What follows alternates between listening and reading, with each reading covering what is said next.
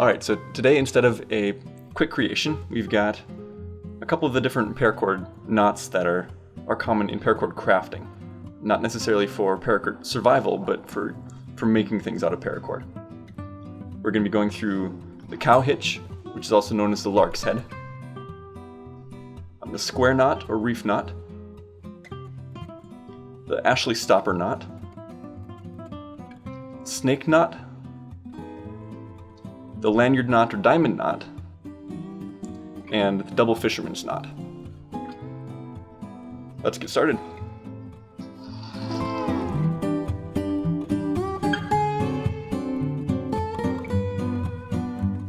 The cow's hitch is a very common knot used in making paracord bracelets. And it's very simple. You just need a buckle or something to tie your paracord to. And I usually take a loop, stick it down through the top of the buckle end, and actually just pull this loop all the way over your buckle and pull it down tight. It can be tied a couple of different ways, but that's how I usually tie it when making bracelets.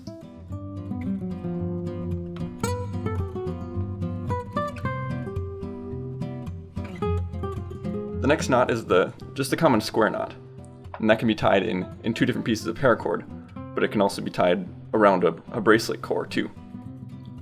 So I usually start by having a loop on one side,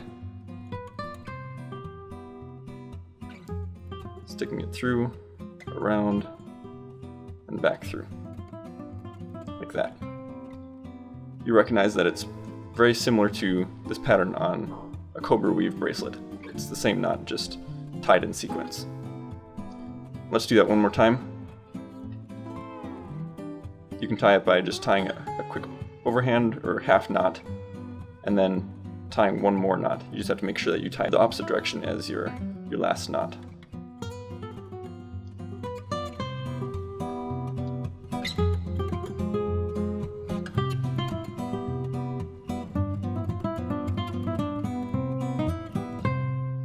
The next knot is the Ashley stopper knot. This is a knot that's not widely used, but is very useful nonetheless. It creates a nice button for buckleless closures on your bracelets. Start by just making a loop, fold that loop down like this, stick the left loop through the right side loop, tighten down that knot, and then put your end up through the loop and pull that all tight, like so.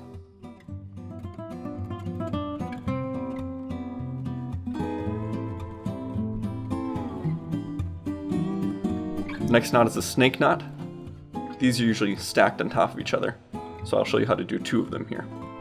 I'm using two different colors so that you can see the difference and which side I put through.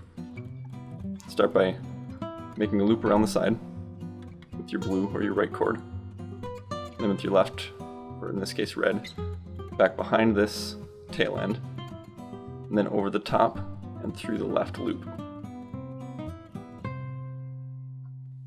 And pull that tight. And it looks like this. So if we were to tie another one, take the blue again, make a loop around the back,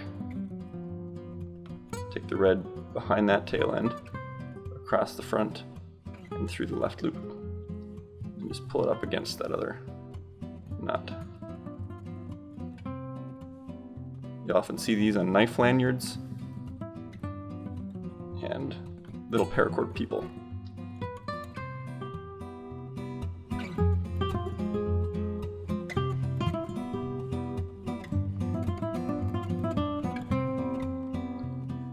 The next knot is a diamond knot. For this one I'm also using the two different colors so you can see which side I'm using. This one is tied in the hand, and is a little bit more complicated. Take the right side and make a loop over the left, and then flip it. So it looks like this. And then you're going to take your blue or your left side, pass it underneath that other tail end, over the top of this one cord, underneath the middle, and over the top of the bottom. So you have this knot right here, which is actually called a Paracord bend. We're going to continue into the lanyard knot. Switch cords again. We just used the blue, so now we're on red. And do it around the top. And over this one going around your hand.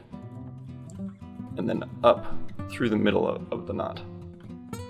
And then do the same thing with the blue. Underneath your red, around the one going around your hand, and up through the middle of the knot. And now, kind of pull it off of your hand, and tighten it down. Kind of have to play with it a bit. This one's easy to capsize, so sometimes it takes 2 or 3 tries to get it right.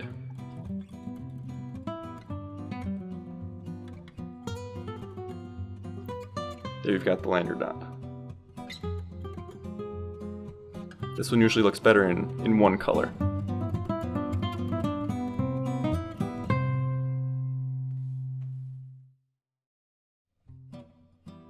The last knot is the double fisherman's knot. For that knot we're just going to use 2 different colors again, but these are unattached. This is for joining 2 ropes together and is commonly used for adjustable bracelets.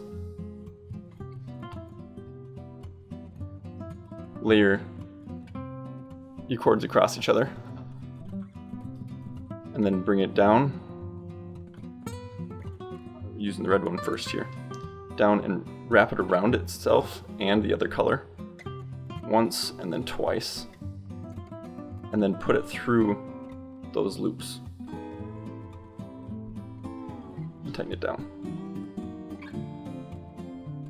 Then do the same thing with the blue. Across, and wrapping it around once, twice, going back, and then through both loops. Equal tight. And then you can slide these towards each other. These are also used in climbing prusik, and is a very, very strong knot, and it does so without weakening the strength of the cord as well. So now you know 6 of the most common paracord knots. That'll get you started on making all kinds of paracord creations. Thanks for watching.